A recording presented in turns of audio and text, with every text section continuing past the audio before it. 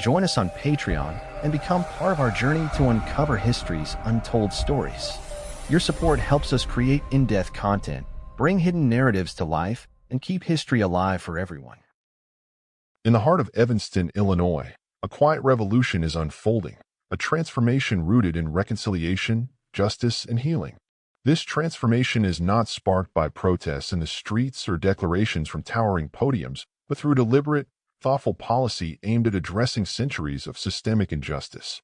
Evanston, a city known for its vibrant community and rich history, has become the first city in the United States to implement a reparations program, setting aside $10 million to confront the lasting impacts of racial discrimination against its Black residents.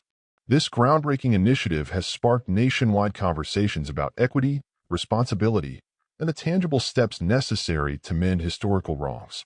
The origins of Evanston's reparations program trace back to a profound understanding of history, a history marred by discriminatory housing practices, redlining, and systemic racism that denied Black families access to the wealth-building opportunities enjoyed by their white counterparts. Evanston, like many American cities, bears the scars of exclusionary zoning laws and discriminatory lending practices that deliberately marginalized its Black community. These practices, entrenched in the mid-20th century, left lasting economic and social repercussions, contributing to the racial wealth gap that persists today. Recognizing these injustices, the Evanston City Council took a bold step in 2019 by establishing the Reparations Fund, financed through a 3% tax on the sale of recreational cannabis. This innovative funding mechanism not only capitalizes on a burgeoning industry, but also acknowledges the disproportionate impact that drug laws historically had on Black communities. By leveraging this revenue, Evanston seeks to repair, in part, the damages inflicted by discriminatory policies. The first phase of the reparations program focuses on housing assistance, offering eligible Black residents grants for home repairs, mortgage assistance, and down payments. This targeted approach addresses the very policies that historically disenfranchise Black families, redlining, and housing discrimination, and aims to empower them through homeownership and property stability. The program specifically benefits Black residents who either lived in Evanston between 1919 and 1969 or are direct descendants of those who did.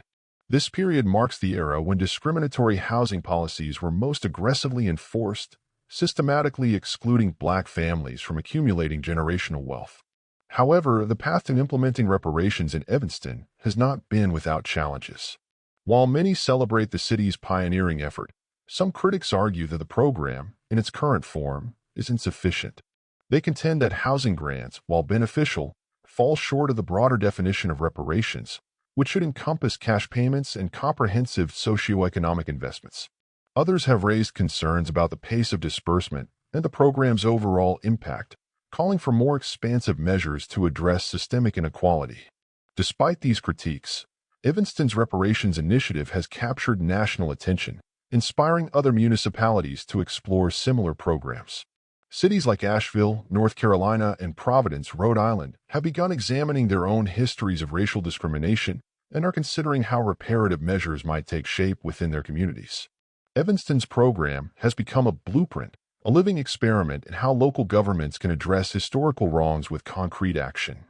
The success and sustainability of Evanston's reparations program hinge on community engagement and transparency. The city has actively involved residents in shaping the program, holding public forums and soliciting feedback to ensure that the initiative aligns with the community's needs. This collaborative approach has fostered a sense of ownership among residents and reinforced the program's legitimacy. Moreover, the symbolism of Evanston's reparations effort extends beyond its financial commitment. It signals a societal shift, an acknowledgement that systemic racism is not merely a relic of the past, but an enduring reality that requires intentional, corrective action.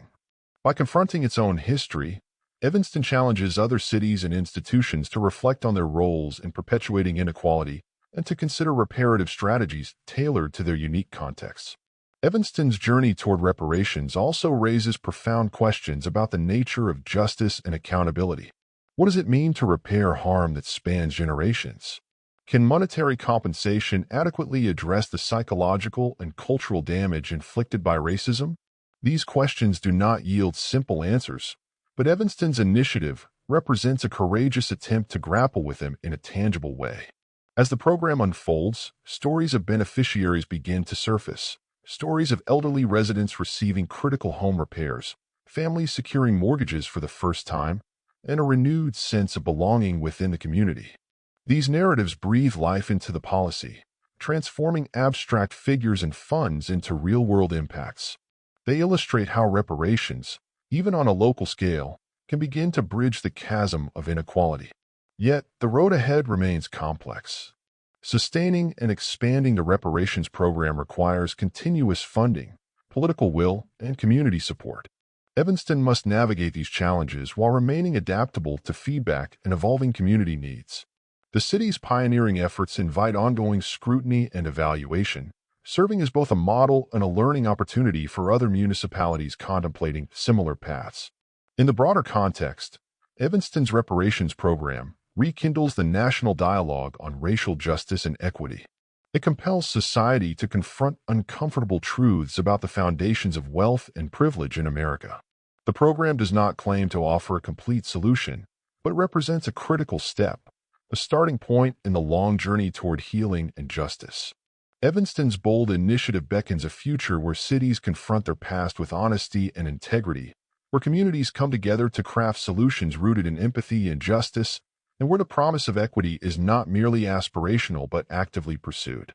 In this pursuit, Evanston, Illinois stands as a beacon, illuminating the path forward for a nation grappling with its complex history and striving for a more just and inclusive future.